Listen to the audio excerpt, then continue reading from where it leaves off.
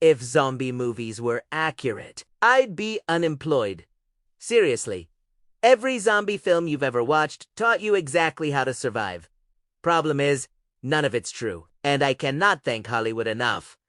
I'm Eddie. I've been a zombie for 3 years now, and in that time, I've noticed something interesting. Humans who watch zombie movies die faster than humans who don't, because movies give you confidence, strategy, a plan, all of it wrong. So today, I'm going to walk through 10 things zombie movies taught you that are completely backward, not to help you survive. To celebrate how well this system works. Because honestly, you've been training for this your whole life. Just not the way you think. Let's start with the big one, headshots. Every zombie movie ever made has drilled this into your brain. Headshot kills the zombie. One bullet, one zombie, done. It's clean. It's easy. It's how the hero does it. So when the outbreak happens, you grab a gun and you aim for the head. Here's the problem. You've never fired a gun under pressure. You've probably never fired a gun at all. And even if you have, you've never fired at a moving target that doesn't care if you miss. Headshots are hard. Really hard. Even trained shooters miss more than they hit. And you're not a trained shooter. You're panicking. Your hands are shaking. You've got maybe 3 seconds before I'm close enough to grab you. So you aim, you fire, you miss. You fire again, miss again, miss. By the 4th shot, I'm already there, and you're out of bullets. Movies made it look easy because the hero always lands the shot.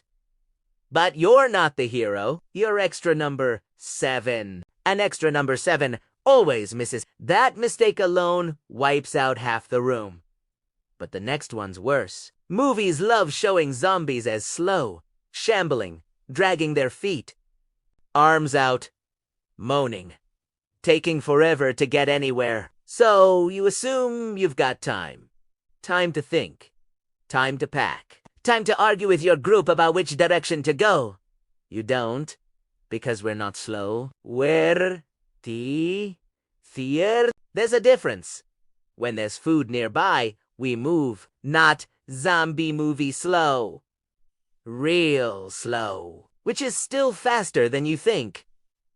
You see us 50 feet away and think, I've got a minute. You've got 30 seconds, maybe, and you waste 20 of them deciding if you should run or hide. By the time you move, we're already close enough to make running pointless.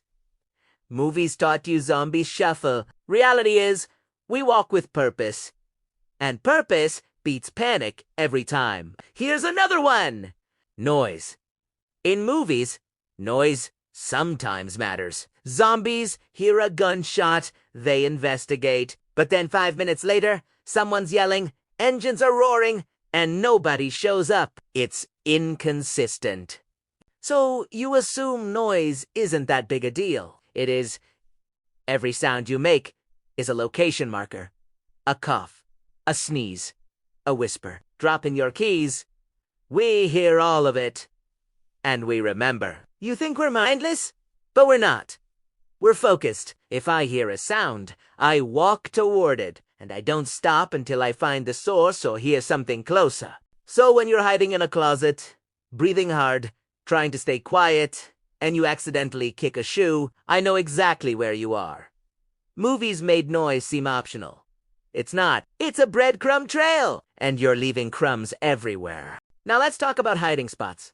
Malls, stores, big retail spaces. Movies love these. The survivors barricade themselves inside. Plenty of supplies. Plenty of room. Feels safe. It's not. Malls are death traps, so is Walmart. So is any big store with open sightlines and one exit. You think, there's so much space, I can avoid them. Wrong. There's so much space, we can see you, no matter where you go. And those supplies you're so excited about, they don't matter if you can't leave. You lock yourself in. We lock you in with us. Then it's just a waiting game.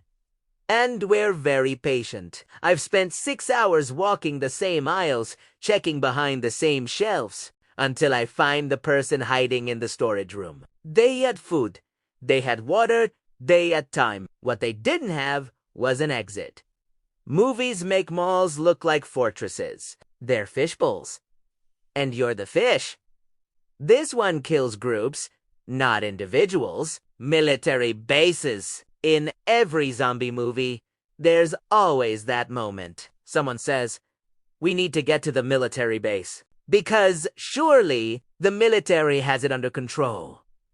Soldiers, guns, walls, order, safe.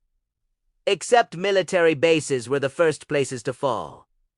Not because soldiers aren't capable, but because military bases are crowded, hundreds of people in tight quarters. One infection, and it spreads faster than commands can be given. By the time the base realizes there's a problem, half the people inside are already infected. The other half are trapped. Bases have walls to keep threats out, but walls also keep threats in. So you show up at the gate, thinking you're saved, and you find out the base fell 2 days ago. Now you're standing outside a walled compound full of zombies.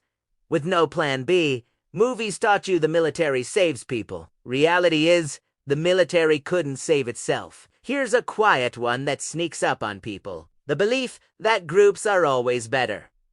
Movies love the group dynamic. Survivors banding together. Strength in numbers. Someone keeps watch while others sleep. It makes sense. Except, groups argue. Groups make noise. Groups slow down. And groups attract attention. One person hiding makes almost no sound. 5 people hiding sound like a house party. Someone's always coughing. Someone's always shuffling. Someone's always whispering too loud.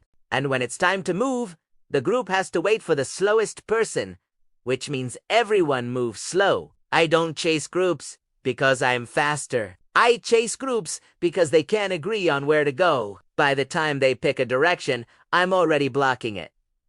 Movies make groups look smart. Groups are loud, slow, and predictable. Solo survivors are harder to catch. Not because they're better, because they're quieter.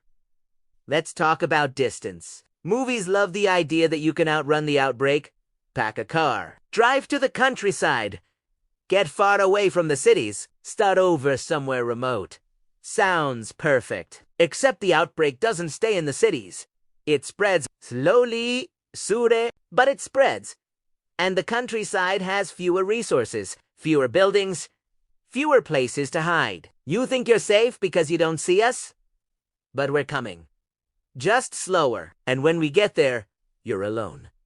No neighbors, no help, no backup plan. You ran from a crowded problem into an isolated one. Movies make isolation look peaceful. It's just a different kind of trap. Here's one that gets people killed in the first 10 minutes. Prioritizing supplies over silence. Movies show survivors loading up. Guns, food, water, batteries, medicine. Smart, right? Wrong. Supplies are useless if you're loud getting them. I've watched people spend 20 minutes filling a backpack in a pharmacy. Rattling bottles, tearing open packaging, dragging bags across tile floors. Every sound is an invitation. By the time they're done packing, I'm standing in the doorway. They turn around, fully stocked, ready to survive, and they don't. Movies make supply runs look like strategy. They're just noise with a purpose. Silence is the real survival tool. Supplies are a bonus, not a priority. Now this one's my favorite. The hero complex. In movies, there's always someone who takes charge. Someone brave, someone willing to risk everything to save the group. The hero. And the hero always survives. So you think, I'll be the hero? You won't. Jew. Heroes in movies survive because the script says so. Heroes in real life die first. Because heroes make bold moves, they run into danger. They draw attention. They sacrifice themselves. And we let them. Gladly. You want to be the hero. Go ahead. Stand on that car. Yell to distract us. Give your group time to escape. We appreciate the gesture. And the meal. Movies. Reward. Bravery. Reality rewards cowardice. The survivors aren't the ones who fought. They're the ones who hid and let someone else fight. And finally, phones. Movies don't show this much because phones didn't used to matter. But now, everyone has one, and everyone uses it. Even during the apocalypse, you pull out your phone to record what's happening, text someone who's probably dead, check if there's service, film yourself explaining the situation. All of it useless. All of it loud. All of it bright. Your phone is a beacon. It glows. It vibrates. It makes noise. Even on silent, the screen lights up, and I see it from across the room. You think you're documenting history? You're documenting your location? I don't have to track you. I just follow the light. Movies didn't teach this one because phones are new to the apocalypse genre. But you taught yourselves, and we're grateful. So here's the thing. You don't die because zombies are smart. You don't die because zombies are fast. You don't die because zombies are strong. You die because movies made you confident. They gave you a playbook. And the playbook is wrong. Headshots are hard. We're not slow. Noise always matters. Malls are traps. Bases fell first. Groups are louder than solos. Distance doesn't save you. Supplies aren't worth the sound.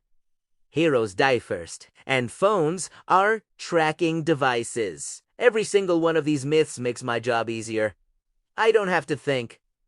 I don't have to plan. I just have to wait for you to do exactly what the movies taught you. And you always do. Every time. So please, keep watching zombie movies. Keep believing headshots are easy. Keep trusting that malls are safe. Keep thinking you'd be the hero. We love repeat customers. And thanks to Hollywood, business has never been better. See you soon. Or you'll see me.